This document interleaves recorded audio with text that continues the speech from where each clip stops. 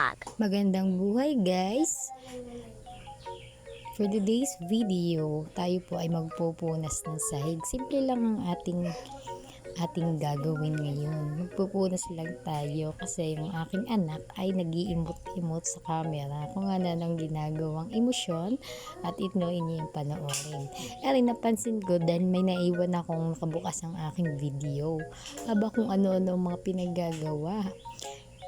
Pagbalik ko, marami na siyang emosyon na ginagawa kagaya niyan. Yan, nagpapakyut siya sa camera.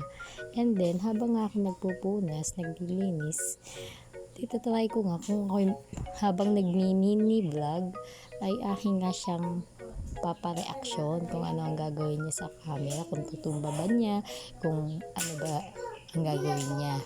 Nung napanood ko nga ito, ay parang nga siyang nagpapapansin, pangiti-ngiti lang siya. Ganyan lang ang ginagawa niya.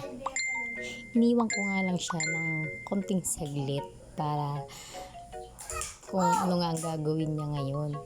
Padede-dede lang siya, paganyan-ganyan lang siya. Yan yung nagpapakit-kit lang. Ako'y natutuwa dahil may anak akong hindi mahiyain. Yan, makikita natin yan sa mga vlog ko ngayon dahil mag-iumpisa na ako. Kasi nga marami nga din akong ginagawa sa bahay, nag-online, busy sa work. Ganyan lang po ang aking ginagawa sa bahay. Ayan na, nagsasayaw-sayaw na nga siya. Ayan.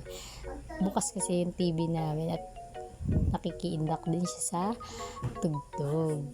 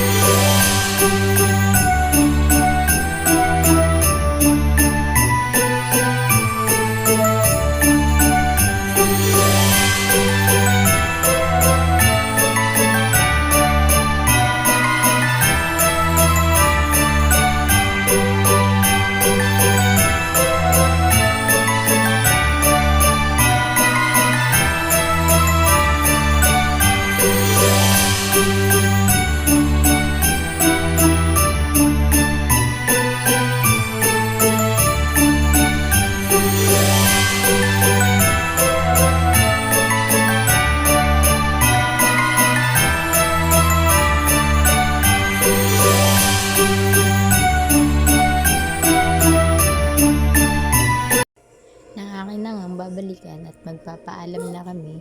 Thank you for watching for my baby Ryzen. Bye!